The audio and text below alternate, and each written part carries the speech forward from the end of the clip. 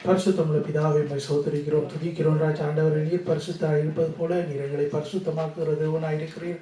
அதுக்காக உமக்கு நன்றி செலுத்துகிறோம் ராஜா. ஆண்டவரே, உம்முடைய வார்த்தைகளை ஆண்டவரை நீர் எங்களுக்கு தந்து எங்களை உங்களை சரியான ஆண்டவரை பாதையிலே நீர் வழி நடத்துகிறதுக்காக நன்றி செலுத்துகிறோம். பரிசுத்த ஆவியானவரை நீர் எங்களோடு கூடியிருந்து எங்களை சரிப்படுத்துகிறதுக்காக நன்றி. எங்களை ஆண்டவரை உடைய சத்தியத்திலே வழி நடத்துகிறதுக்காக நன்றி. வார்த்தைகளை தினமும் எங்களுக்கு தருகிறதுக்காக நன்றி செலுத்துகிறோம். ஆண்டவரே, அடியேனை உடைய சிலுவை நிலையை மறைத்துக் கொள்ளும் ராஜா. ஆண்டவரே, நான் அல்ல, என்னுடைய சுயம் அல்ல, நீர் பேச வேண்டும் என்று சொல்லி ஜெபிக்கிறேன் ராஜா. இயேசுவின் வல்லமையுள்ள நாமத்தினாலே ஜெபம் பண்ணிக்கிறேன் பிதாவே, ஆமென். நாங்கள் யோவான் 1வது அதிகாரத்துக்கு நாங்கள் கடந்து செல்வோம். 34வது வசனத்தை நாங்கள் வாசிக்க கேட்போம். அந்தபடியே நான் கண்டு இவரே தேவனுடைய குமாரன் என்று சாட்சி கொடுத்து வருகிறேன் என்றார். அல்லேலூயா. நீங்கள் முதலாவது இந்த வசனத்தை நீங்கள் வாசிப்பீங்கன்னா உங்களுக்கு சில வழியில் விளங்காது என்னத்தை குறிச்சு என்று சொல்றாரு. அதனாடி நாங்கள் 2 வசனம் மேலுக்கு இருக்கிற 2 வசனங்களை நாங்கள் சேர்த்து வாசிப்போம். பின்னும் யோவான் சாட்சியாக சொன்னது, ஆவியானவர் புறாவை போல வானத்திலிருந்து இறங்கி இவர் மேல் தங்கினதை கண்டேன். நானும் இவரை அறியாதிருந்தேன். ஆனாலும் ஜலத்தினால் ஞானஸ்நானம் கொடுக்கும்படி என்னை அனுப்பினவர், ஆவியானவர் இறங்கி யார் மேல் தங்குவதை நீ காண்பாயோ அவரே பரிசுத்த ஆவியினால் ஞானஸ்நானம் கொடுக்கிறார் என்று எனக்கு சொல்லியிருந்தார். ஆமென். ஹல்லேலூயா. இந்த கூறப்பட்ட வார்த்தைகள் எல்லாம் ஏற்கனவே தீர்க்கதரிசனமாக கூறப்பட்ட வார்த்தைகள். அதில் அந்த இடத்துல சொல்லப்படுகிறது, யோவானுக்கு ஏற்கனவே சொல்லப்பட்ட வார்த்தைகளை வைத்து யோவான் இவர்தான் கிறிஸ்து என்றதை காணக்கூடிய விதத்திலே இந்த வசனம் இப்படியாக சொல்றது. அந்தபடியே நான் கண்டு இவரே தேவனுடைய குமாரன் என்று சாட்சி கொடுத்து வருகிறேன் என்றார். அல்லேலூயா. பாருங்கள், இப்ப யோவான் என்ன செய்கிறார் என்றால், இயேசு கிறிஸ்து இவர்தான் ஏனென்றால் அவருக்கு மேலே என்ன வருகிறது? புறாவின் வடிவத்திலே யார் வருகிறார்? பரிசுத்த ஆவியானவர். பரிசுத்த ஆவியானவர் அவர் யார் மேலே அமருகிறாரோ அவர்தான் கிறிஸ்து என்று சொல்லி ஏற்கனவே யோவானுக்கு கொடுக்கப்பட்ட ஒரு வார்த்தை. அந்த வார்த்தை நிமித்தம் யோவான் அதை கண்டு, யோவான் ஏற்கனவே கிறிஸ்துவை அறிந்திருந்தார். ஆனாலும் இப்படி நடந்ததை கண்டு அவர் அதை சுவர் பண்ணக்கூடியதா அவருக்கு அந்த வசனம் கொடுக்கப்பட்டது. இப்படியாகத்தான் நாங்களும் எங்களுடைய வாழ்க்கையிலே நாங்கள் வாழ்ந்து வரைக்கல எங்களுக்கு முதலாவதாக சில வழியில் இந்த ஞானம் பிறக்காமல் இருந்திருக்கலாம். நாங்கள் என்ன செய்திருப்போம்? நாங்கள் எல்லாரையும் நாங்கள் வணங்கியிருப்போம், எல்லாம் தேவன் தான் என்று அறிந்திருப்போம். ஒரு எனக்கு ஞாபகத்துக்கு வருகிற ஒரு காரியம் என்னென்றால், கடவுளை பற்றி சின்னன்லேருந்து அறிஞ்சிட்டு வந்து எனக்கு ஒரு வசனம் எனக்கு ஞாபகத்தில் இன்னும் இருக்குது. நான் பள்ளிக்கூடத்தில் படிக்கல எனக்கு சொல்லுவாங்க, ஆண்டவர் தூணிலும் இருப்பார் திரும்பிலும் இருப்பார். ஆண்டவர் தூணிலும் இருப்பார். நீங்கள் கேள்விப்பட்டிருக்கீங்க, தூணிலும் இருப்பார் திரும்பிலும் இருப்பார்னு சொல்லி கேள்விப்பட்டிருக்கோம். அப்போ நாங்கள் அவ்வளவுத்துக்கு நாங்கள் எங்களோட அறிவு அவ்வளவுத்துலான் இருந்தது. ஆனாலும் ஆண்டவரை பற்றி அறிகிறதுக்கு ஆண்டவர் எங்களை முன் குறித்திருக்கிறார். ஆமென். நாங்கள் உண்மையாவே ஆண்டவரை குறித்து அறிகிறதுக்கான ஒரு காரியம் எங்களுக்கு ஏற்கனவே ஏற்படுத்தப்பட்டிருக்கிறது. ஏன்னா அவர் தன்னுடைய விருப்பத்தின்படியே தான் எங்களை என்ன செய்திருக்கிறார்? தெரிந்தெடுத்திருக்கிறார். எங்களுடைய கருவை நாங்கள் பாட்டின பாட்டு என்ன சொல்லுது? என் கருவை உன் கண்கள் கண்டது. எல்லாத்துக்கும் ஒரு அர்த்தம் உண்டு. அவருடைய வசனம் எல்லாத்துக்கும் ஒரு அர்த்தம் உண்டு. அதே மாதிரி அவர் எங்களுடைய நான் எனக்குன்னு சொல்லி அதை எடுத்துக்கொள்ள வேணும். இந்த வசனத்தை அந்த வசனத்தை நான் எனக்குன்னு சொல்லி எடுத்துக்கொண்டா தான் அந்த வசனத்தில் இருக்கிற பாக்கியம் எனக்கு கிடைக்கும். அப்ப இந்த இடத்துல சொல்ல போனால் யோவான் இயேசு கிறிஸ்துவை ஐடென்டிஃபை பண்றதுக்கு அவருக்கு கொடுக்கப்பட்ட வசனம் என்ன? பரிசுத்த ஆவியானவர் அவர் மேலே தங்குவார். அதனாடி அவர் சொல்லக்கூடியதா இருந்தது உண்மையாகவே இவர் கிறிஸ்து என்று சொல்லி.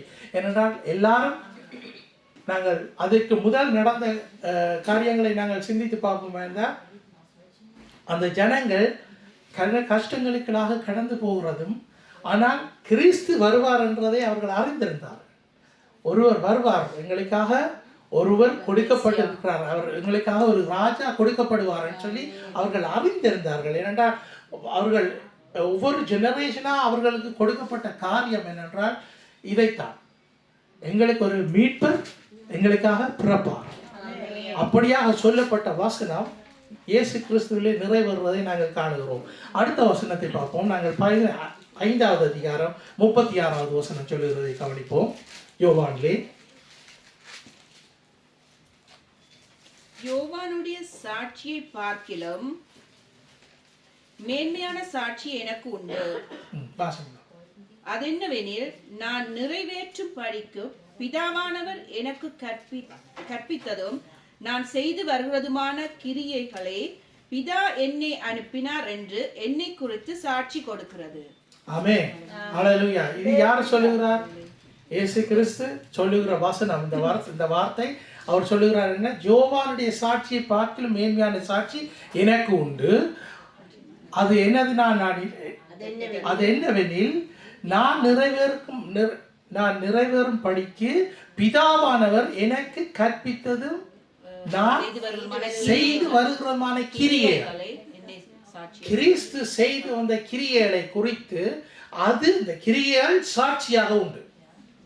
இந்த கிரியைகள் பிதா என்ன மாதிரி அவர் செய்து வந்த ஒவ்வொரு காரியமும் என்னென்னா தன்னுடைய சுயத்திலே அவர் நடக்கவில்லை. பிதா இதை சொன்னாரோ அதைத்தான் கிறிஸ்து இந்த பூமியிலே நிறைவேற்றத்துக்கு வந்தார். ஹல்லேலூயா. நாங்கள் எல்லாரும் சொல்லுவோம், பிதா என்னத்தை சொன்னாரோ அதை கிறிஸ்து நிறைவேற்றவே இந்த பூமிக்கு வந்தார்.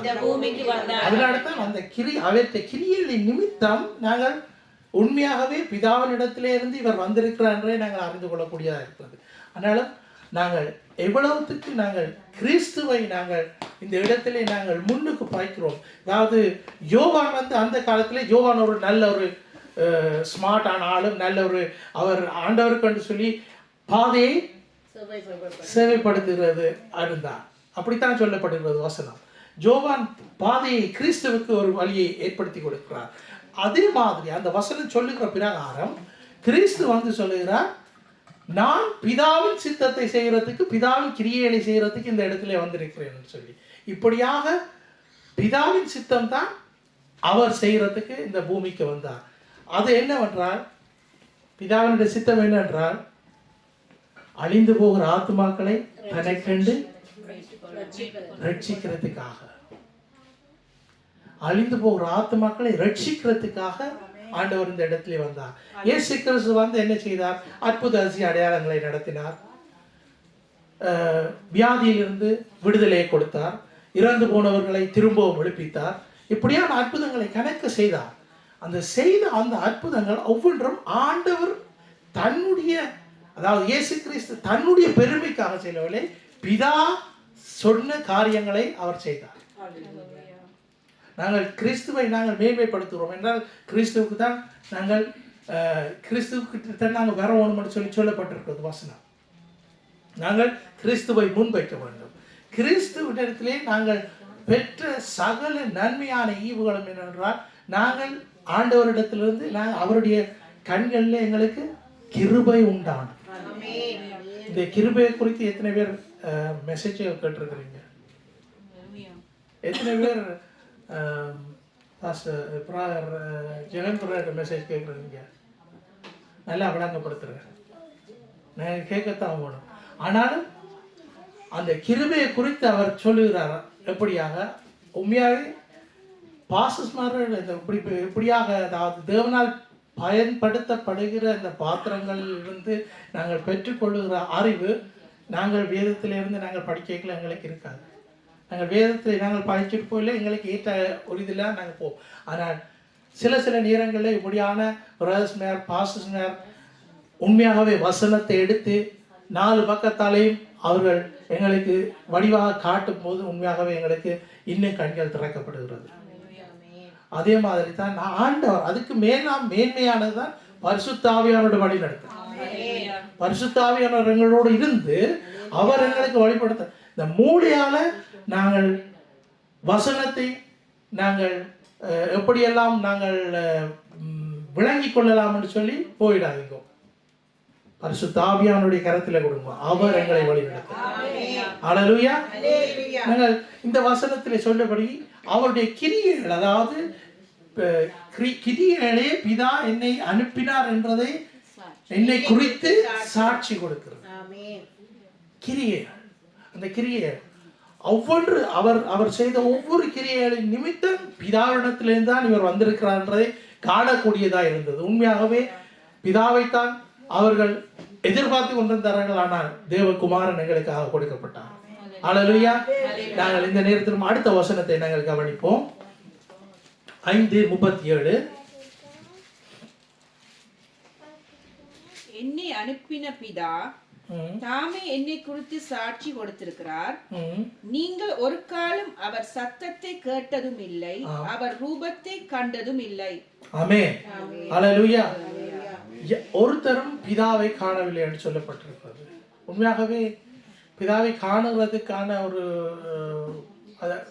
வெளிப்படுத்தல எழுதப்பட்டிருக்கிறது. அவர் எப்படிப்பட்டவர் என்று சொல்லி, அவருடைய சத்தம் எப்படிப்பட்டது என்று சொல்லி. நாங்கள் மோசையை எடுப்போமே தான், மோசை சீனா மலையிலே போய் அந்த இடத்திலே தேவனிடத்திலே என்ன செய்கிறார், அந்த தன்னுடைய தாய்மை ஆண்டவரோடு அவர் இருந்து அந்த இடத்துல இருந்து அவரிடத்திலிருந்து வெளிப்படுத்தலை எடுத்துக்கொண்டு ஜனத்தை கொண்டு வருகிறார். அவர் அங்கிருந்து வரையில மோசையை பார்க்க இல்லாம ஜனம் அந்த மகிமை, தேவனுடைய மகிமை மோசே மீது காணப்படுகிறதை. அது மாத்திரமல்ல, பைபிள்ல சில இடங்கள்ல ஆபிரகாம், மோசே, இன்னும் 2-3 பேர் அவர்கள் ஆண்டவருடைய மகிமையை காணாதபடிக்கு அவர்கள் முகங்குப்புற விழுந்தார்கள் என்று சொல்லப்பட்டிருக்கு. முகங்குப்புற இந்த அதாவது தேவனோட சஞ்சரிக்கிறது அந்த டைம், தேவனோட இருந்து மினைக்கிற டைம், தேவனே எனக்கு எல்லாமே சொல்லி அவர்கிட்ட இருந்து வெளிப்படுத்தல நினைக்கிறது. இது ஒரு ப்ரேயர் டைமாக தான் நாங்கள் இந்த நேரத்தில் நாங்கள் பார்க்குறோம் எங்களுடைய வாழ்க்கையில். உண்மையாகவே எத்தியோப்பியா அந்த பகுதியில் இப்பயும் அந்த காரியங்கள் நடக்கிறது. அதாவது அவர்கள் என்ன செய்கிறார்கள் என்றால், அவர்களுக்கு ஒரு அந்த வாழ்க்கையிலே அவர்களுடைய காலங்கள் யங்ஸ்டர்ஸாக இருக்கைகள் அவர் நோம்பலாக தங்களுடைய வாழ்க்கையை வாழ்ந்து மறி பண்ணி அவர்கள் என்ன செய்கிறார்கள்டா பிள்ளைகளை பெற்று அதுக்கு பிறகு ஒரு கொஞ்ச காலம் கடந்த பிறகு அவர்கள் என்ன செய்கிறார்கள்டா தனியாக ஆண்டவரோடு இருக்கிறதுக்குன்னு சொல்லி குடும்பத்தையும் பிள்ளைகளையும் விட்டுட்டு அவர்கள் மலைக்கு போகிறார்கள். அப்படிப்பட்ட ஜனங்களும் இந்த காலத்திலேயும் ஜீவித்து கொண்டு வருகிறார்கள். ஆனால் டெக்னாலஜி வளர்ந்தது நிமித்தம் எங்களுக்கு ஆண்டவரோடு சஞ்சரிக்கிறதுக்கு டைம் இல்லாமல் இருக்குது. நாங்கள் அந்த டைம்களை நாங்கள் உண்மையாகவே எடுத்துக்கொள்ள வேண்டும். தேவனுக்காக நாங்கள் எங்களுடைய கல்லான இருதயங்களை நாங்கள் எப்படியாக மற்ற காரியங்களுக்கெல்லாம் நாங்கள் முதலிடத்தை கொடுக்கிறோமோ அதுகளெல்லாம் தவிர்த்து எந்த நிமிஷமும் தேவனோடு நாங்கள் ஒப்புரவாகி அவரோடு நாங்கள் இருக்கிறதை நாங்கள் தெரிந்து கொள்ள வேண்டியதாக இருக்கிறது. அதாவது ஃபாதர்ஸ் மேரேஜ் போகமாட்டா அவர்கள் என்ன செய்வார்கள், அவர்களுக்கு இந்த வாழ்க்கை வேண்டாம்னு சொல்லி அவர்கள் மறி பண்ணுறையில் அவர்கள் தனி ஆண்டவரோடு போயிடுவாங்க. அப்படிப்பட்ட ஒரு மார்க்கத்துக்குள்ளாக அவர்கள் வளர்ந்து வருகிறார்கள். இதே மாதிரி தான் ஒவ்வொரு ரிலிஜனும் என்ன சொல்லுதுண்டா, நீ இப்படி செய்தாதான் நீ ஆண்டவர்கிட்ட வருவாண்டு. ஆனால் எங்களுடைய ஆண்டவர் அவராகவே எங்களை கூட்டிட்டு போறார். ஹல்லேலூயா. அவராகவே எங்களை கூட்டிட்டு போறவராக இருக்கிறார். தானே தன்னை பலியாக கொடுத்தார். இந்த பூமிக்கு வந்தார், எங்களை தேடித்தா வந்திருக்கிறார். எத்தனை பேர் சொல்ல போறீங்க ஆண்டவர் என்னை தேடி வந்தார்? ஆண்டவர் என்னை தேடித்தான் வந்திருக்கிறார். உண்மையாக அந்த ஒரு மனத்திலே அந்த ஒரு நோக்கம் எங்களுக்குள்ளே உருவாக வேண்டும். உண்மையாகவே ஆண்டவர் என்னை தேடி இயேசுவிலே நான் சொந்தம் கொண்டாடணும். என்னுடைய இயேசு என்று சொல்லி நான் சொந்தம் கொண்டாடணும். அப்படியாக நாங்கள் மாற வேண்டியதாக இருக்கிறது. நாங்கள் இன்னுமாய் மாற்றப்பட வேண்டியது. அதாவது இந்த பூமியிலே நாங்கள் வாழுகிற காலத்திலே எங்களுக்கு ஆண்டவர் ஒரு நாளை குறித்திருக்கிறார். அந்த காலத்திலே நாங்கள் இந்த பூமியில இல்லாமல் போவோம். அந்த காலத்துக்கு ஏற்ற மாதிரிக்கு ஆண்டவர் எங்களை படிப்படியாக தன்னுடைய பரிசுத்தத்துக்குள்ளாக வழிநடத்தி வருகிறார். பரிசுத்தத்துக்குள்ளாக வழிநடத்தி இந்த பரிபூரணம் எங்க வருதுன்னா நித்திய ஜீவன்ல. நித்திய ஜீவன்ல ஏனோக்கு நாங்கள் கவனிப்போம். ஏனோக்கு ஆண்டவரோட சஞ்சரித்து கொண்டிருந்தார். ஆண்டவரோட அவர்கிட்ட வாழ்க்கை போய் கொண்டிருந்தது. அதனால தான் அவர் காணாம போயிட்டார். அப்படித்தான் வேதம் சொல்லுது. இப்படியாக எலியா, இனி மோசே, அப்படி சில பேர்கள் அவர்களுடைய டைம் என்னன்னா அவர்கள் இன்னுமா ஆண்டவர்கள் தங்களை ஒப்புக்கொடுது. என்னன்னா அவர்கள் ஆண்டவரிடத்திலிருந்து அவர்களுக்கு உயிர் கொடுக்கப்பட்டது. அந்த உயிர் திரும்பவும் ஆண்டவரிடத்துல போகும். நாங்கள் இந்த பூமியில் இருக்கிற ஒரு கொஞ்ச காலம், இந்த பூமியில் இருக்கிற கொஞ்ச காலம் வடிவாக எழுதப்பட்டிருக்கிறது. பூ பூத்து சூரியனிலே வாடி போகுமா போலதான் எங்களுடைய வாழ்க்கை. ஆனால் எங்களுடைய அந்த வாழ்க்கையை நாங்கள் என்ன செய்கிறோம்னா, இந்த ஆண்டவரெல்லாம் எங்களுக்கு வேண்டாம் விட்டுட்டு நாங்கள் மற்ற காரியங்களுக்கு நாங்கள் எங்களுடைய கவனத்தை செலுத்துகிறோம். எங்களுடைய வாழ்க்கையிலே எங்களுக்கு அது வேணும், இது வேணும், இந்த அழிந்து போகிற இந்த பொருள்கள் வேணும்னு சொல்லி நாங்கள் அதுக்குள்ளேயே எங்களுடைய டைமை நாங்கள் வேஸ்ட் பண்ணி கொண்டிருக்கிறோம். ஆனால் அழியாதது ஒன்று தேவனுடைய அன்பு. அவர்களே நாங்கள் பற்றி பிடித்துக் கொள்வோம். அவரை நாங்கள் எங்களுக்கு முன்பாக வைத்து அவரை நாங்கள் பார்த்து அவர் காட்டுகிற வழியிலே நாங்கள் வழி நடந்து கொண்டு போவோம். அடுத்த வசனம் 39வது வசனத்தை வாசிப்போம். 5வது அதிகாரம் 39வது வசனம். வேத வாக்கியங்களை ஆராய்ந்து பாருங்கள். வேத வாக்கியங்களை ஆராய்ந்து பாருங்கள். அவைகளால் உங்களுக்கு நித்திய ஜீவன், அவைகளால் உங்களுக்கு நித்திய ஜீவன் உண்டென்று எண்ணுகிறீர்களே. என்னை குறித்து சாட்சி கொடுக்கிறவைகளும் அவைகளே. என்னை குறித்து சாட்சி கொடுக்கிறவர்களும் அவைகளே. அவ ஆண்டவருடைய வசனம், வசனம், வசனம், வசனம். நாங்க எழும்பினா வசனம், இருந்தா வசனம், விழுந்தா வசனம், விழுந்து காயப்பட்டாலும் வசனம். அப்படியாகத்தான் இருக்கணும். வசனத்தை நாங்கள் எங்களுக்கு எடுத்துக்கொள்ள வேண்டும். எல்லாத்துக்கும் வசனம். எனக்கு இந்த இடத்துல நான் துதிச்சு கொண்டு கேட்கல, நான் யோசிச்சேன். சில பேரை கவனிச்சா துதிக்கிறேன் இல்லை, சில பேர் வாய் மூடப்பட்ட இருக்குது, சில பேர் துதிப்பினா. அடுத்த முறை நான் ஒரு டெஸ்ட் வைக்க போறேன். என்னன்னா, நீங்க ஒரு 50 ஆண்டவருடைய பேர்கள் 50 பேர்கள் அவருக்கு கொடுக்கப்பட்ட 50 பேரை நீங்கள் எழுதிட்டு வாங்க. எழுதிட்டு வந்து கணக்க பேர்கள் இருக்குது, 50 பேர்களை நீங்கள் எழுதிட்டு வாங்க. எழுதிட்டு வந்து நாங்கள் அதை வாய்ப்பாடமாக்குவோம். இப்போ 2-3 கிழமைக்கு நான் வாய்ப்பாடை பற்றி சொன்னேன். அதை நாங்கள் வாய்ப்பாடமாட்டோம். அதில் 50ல் கடைசி ஒரு 20வது எங்களுக்கு மண்டைகளை நிற்கும். அது 20ஐயும் நாங்கள் துதிக்கிற நேரம் நாங்கள் ரிப்பீட் பண்ணுறது. இதுதான் துதி, இதுதான், இது மாத்திரம் துதின்னு சொல்ல நினைச்சு கொள்ளாங்க. துதிக்கிற நேரம் எங்களுடைய கரங்களை உயர்த்த வேண்டும். எங்களுடைய அதாவது நாங்கள் உள்ளத்தை நாங்கள் தாழ்த்த வேண்டும். எங்களுடைய வாயினாலே நாங்கள் பாட்டுகளை பாடுகிறோம். இப்போ பார்க்க போனால் பாட்டுத்தான் இல்லாமன்னு போச்சு. ஆண்டவருக்கு முன்பாக பைபிள் எழுதப்பட்டிருக்கிறது, முன்பாக அவர்கள் விழுந்தார்கள், முழங்காலில் இருந்தார்கள், மூங்குப்புற விழுந்தார்கள். இதுதான் ஆண்டவருக்கு தேவையான ஒரு ஆராதனை. நான் உங்களை மூங்குப்புற விழுங்கோன்னு சொல்லல, ஆனால் ஒரு பணிவு. ஆண்டவருக்கு முன்பாக ஒரு எங்களை தாழ்த்த வேண்டும், எங்களை தாழ்த்த வேண்டும். எங்களுக்காக நாங்கள் சில காரியங்களை நாங்கள் எங்களுடைய வாழ்க்கையில் நாங்கள் செய்திருந்தாங்க. ஆண்டவருக்கு முன்பாக வரைக்கல, நான் ஆண்டவருக்கு முன்பாக என்னை தாழ்த்த வேண்டியதான். வடிவாக எழுதப்பட்டிருக்கிறது எசாயாவிலே, கேருபீன்கள் எப்படியாக ஆண்டவரை துதிக்கிறார்கள் சொல்லி.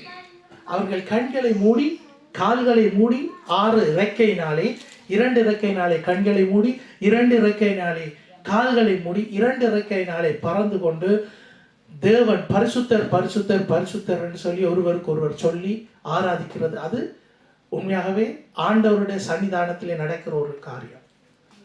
ஆனா நாங்கள் ஆண்டவர் ஒரு ஆளுக்கு கொடுத்த ஜோப்பை நாங்கள் தான் இப்போ பெற்றிருக்கிறோம். அவர் இப்போ அந்த இடத்துல இல்லை. ஆரண்டு உங்களுக்கு ஞாபகம் வருதா? ஆண்டவர் ஒரு ஆளை தன்னை துதிக்கிறதுக்கு சொல்லி ஏற்படுத்தி இருந்தார்.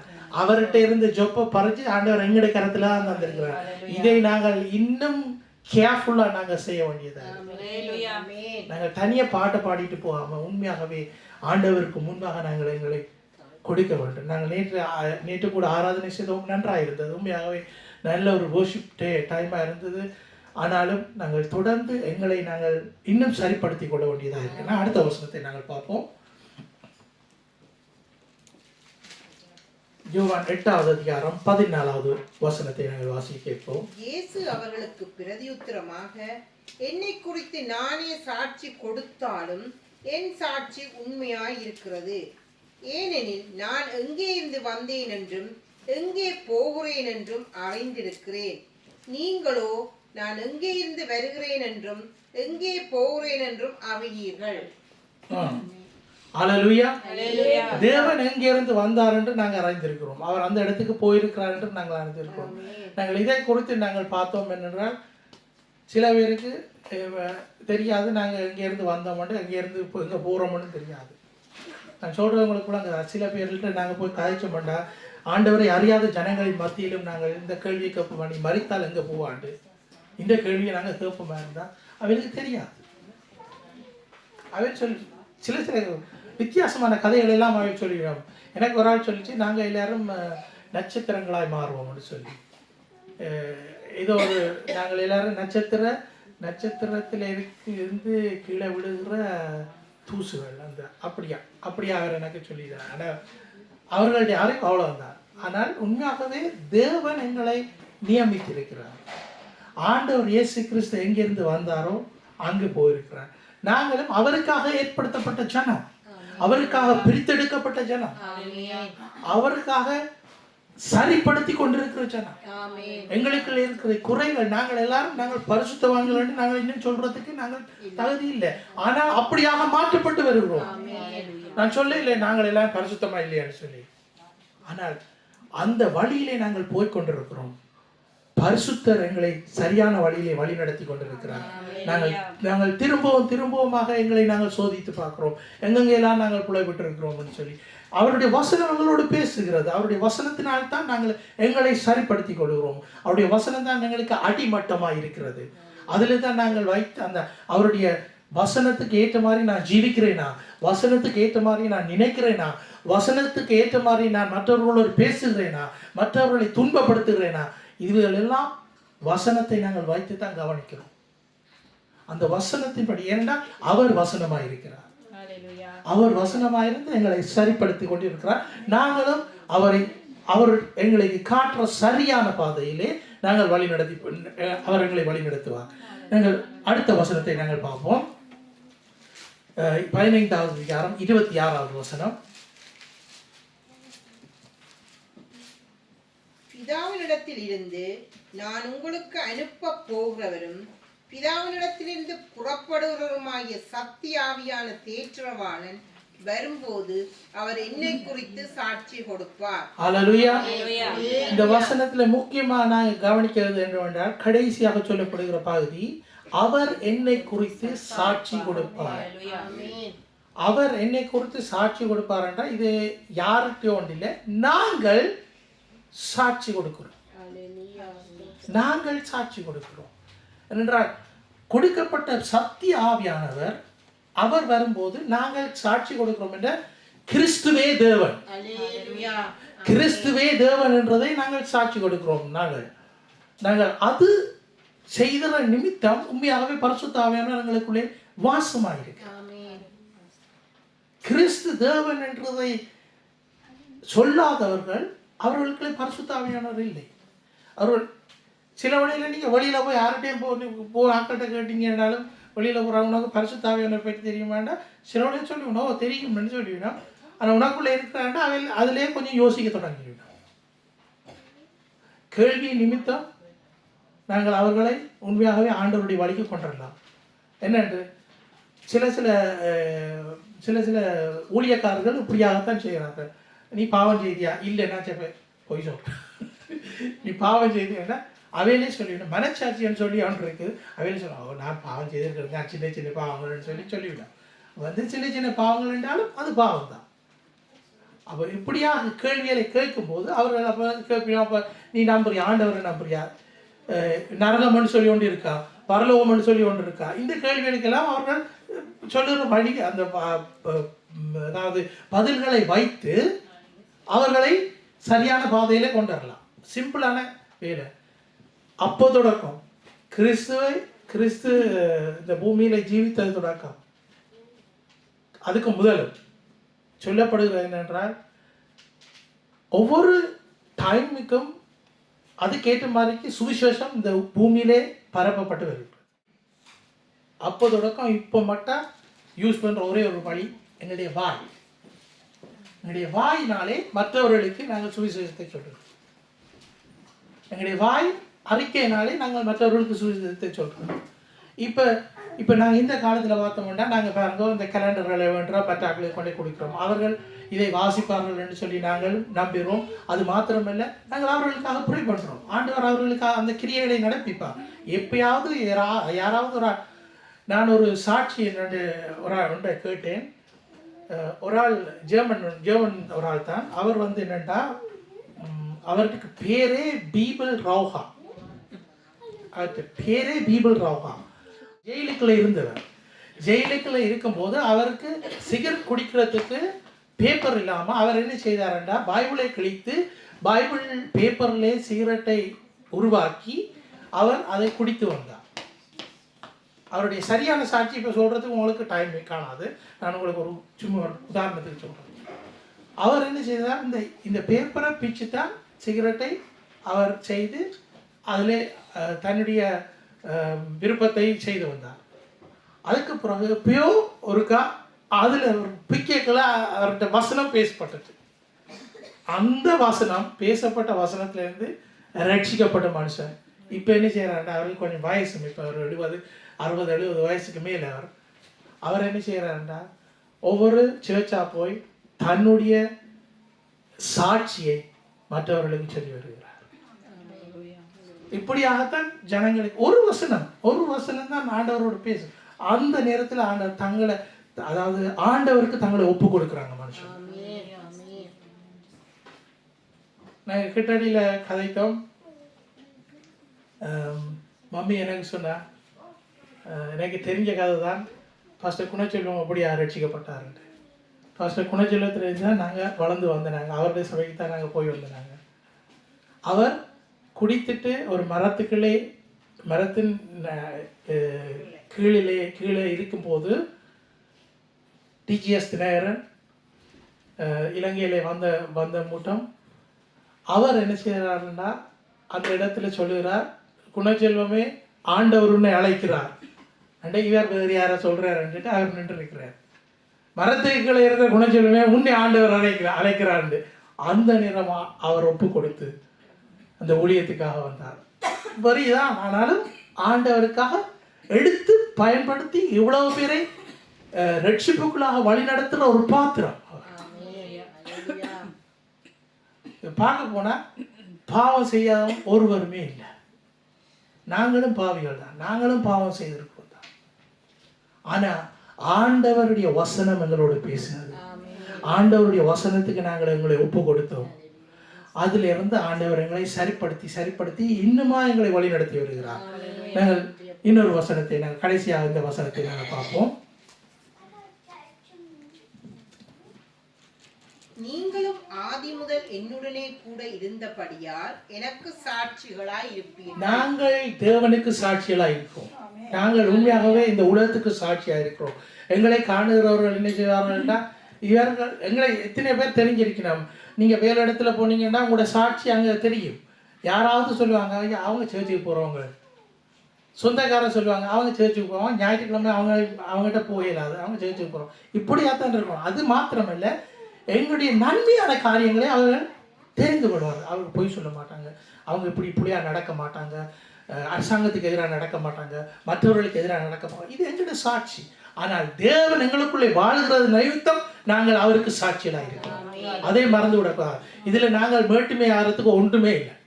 தேவனை உயர்த்துகிறதுக்கு தான் நாங்கள் ஆண்டவர் நல்லொரு வார்த்தையை எங்களுக்கு தந்திருக்கிறார். அது மாத்திரம் இல்லை, இன்னொரு வசனத்தை எனக்கு ஞாபகம், அதை நாங்கள் படிப்போம்.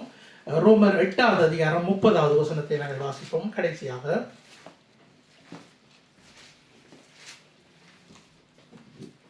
எவர்களை முன்குறித்தாரோ அவர்களை அழைத்திருக்கிறார். எவர்களை அழைத்தாரோ அவர்களை நீதிமான்களாக்கியும் இருக்கிறார். எவர்களை நீதிமான்களாக்கினாரோ அவர்களை மகிமைப்படுத்தியும் இருக்கிறார். ஹல்லேலூயா. நாங்கள் எல்லாம் முன்குறிக்கப்பட்டவர்கள். அவர் எங்களை அழைத்திருக்கிறார். அவர் எங்களை நீதிமான்களாக்குவார். அது மாத்திரமல்ல, நாங்கள் அவருடைய மகிமைக்குள்ளாக நாங்கள் பிரவேசிப்போம். இதுதான் தேவனுடைய சித்தம். இந்த சித்தத்துக்கு நாங்கள் எங்களை ஒப்பு கொடுக்க வேண்டியதாக இருக்கிறது. யாராவது நாங்கள் உண்மையாகவே ஆண்டவர் இன்னும் எங்களை நாங்கள் ஆராய்ந்து பார்ப்போம். ஆண்டவருடைய சித்தத்துக்கு நாங்கள் எங்களை விட்டு கொடுப்போம். ஆண்டவரை என்னை உம்முடைய சித்தத்துக்கு நாங்கள் விட்டு கொடுக்கிறோம்னு சொல்லி நாங்கள் அவரோட ஒப்புரவாகி நாங்கள் இந்த இந்த இந்த காரியத்துக்குள்ளாக நாங்கள் கடந்து செல்வோம். நாங்கள் எல்லாம் எழுந்து நின்று நாங்கள் ஜெபம் பண்ணுவோம். தேவன் தாமே எங்களோடு பேசினார். உண்மையாகவே அவருடைய வார்த்தைகளின் நிமித்தம் நாங்கள் எங்களை அவருக்கு நாங்கள் அர்ப்பணிப்போம். அவருடைய சித்தம் எதுவோ அது எங்களுக்கு வாழ்க்கையிலே நிறைவேற வேண்டும் சொல்லி நாங்கள் ஜெபம் பண்ணுவோமாக. நாங்கள் கண்களை மூடி நாங்கள் ஜெபம் பண்ணுவோம். பரலோகத்தில் இருக்க எங்கள் பிதாவே, உம்முடைய நாமம் பரிசுத்தப்படுவதாக. சுவாமி ஆண்டவரே, உம்மை ஸ்தோத்திரிக்கிறோம், துதிக்கிறோம். பரிசுத்தரே, உம்மை ஸ்தோத்திரிக்கிறோம். தேவாதி தேவனே, உமக்கு நன்றி செலுத்துகிறோம். ஆண்டவரே, உம்முடைய வார்த்தை படி சுவாமி ஆண்டவரே, நீர் எங்களை முன்குறித்ததற்காக நன்றி. ஆண்டவரே, நீர் எங்களை ஆண்டவரை தெரிந்து ஆண்டவரை நீதிமான்கள் ஆக்கியதற்காக நன்றி. ஆண்டவரை, எங்களை உம்முடைய பாதையிலே நீ வழிநடத்தி வருவதற்காக உமக்கு நன்றி செலுத்துகிறோம். சர்வ வல்லவரே, உம்மை ஸ்தோத்திரிக்கிறோம், துதிக்கிறோம், துதிக்கிறோம் ராஜா. நன்றியோடு உம்மை ஸ்தோத்திரிக்கிறோம். நல்லவரே, வல்லவரே, போதுமானவரே, உம்மை ஸ்தோத்திரிக்கிறோம் ராஜா. தேவாதி தேவனே, உமக்கு நன்றி செலுத்துகிறோம். சர்வ வல்லவரே, இந்த வேளையிலும் கர்த்தாவே உம்முடைய கரத்திலே ராஜா எங்களை முற்று முழுதுமாக ஒப்புக் கொடுக்கிறோம். உம்முடைய சித்தத்துக்கு ஆண்டவரை எங்களை ஒப்புக் கொடுக்கிறோம். ஆண்டவர், நீர் எங்களை வழிநடத்துகிறதுக்காக உமக்கு நன்றி செலுத்துகிறோம். ஆண்டவரே, உம்முடைய வசனங்கள் எங்களோடு பேசினதுக்காக நன்றி செலுத்துகிறோம் ராஜா. ஆண்டவரே, உம்முடைய வார்த்தையிலே நாங்கள் நிலைத்து நிற்க நீர் கிருபை செய்யும்படியாக ஜெபிக்கிறோம் ராஜா. ஆண்டவரே, உம்முடைய வார்த்தையை நாங்கள் கற்றுக்கொள்ள கிருபை செய்யும்படியாக ஜெபிக்கிறோம். அதன்படி நடக்க நீர் கற்று தரும்படியாக ஜெபிக்கிறோம் ராஜா. கர்த்தாவே, உம்முடைய கரத்திலே ஆண்டவரே இந்த கூடாரத்துக்கு நிற்கிற ஒவ்வொருத்தரையும் ஒப்புக் கொடுக்கிறோம் ராஜா. ஆண்டவரே, இந்த வார்த்தையை கேட்ட ஒவ்வொரு பிள்ளைகளையும் ஒப்புக் கொடுக்கிறேன். உம்முடைய சித்தத்துக்கு ஆண்டவரே அவர்கள் தங்களை ஒப்புக் கொடுக்க கிருபை செய்யும்படியாக ஜெபிக்கிறோம். உம்முடைய வசனம் ஆண்டவரே அவர்களோடு பேசட்டும் ராஜா. இயேசுவின் நாமத்தில் ஜெபம் பண்ணி இருக்கிற பிதாவே.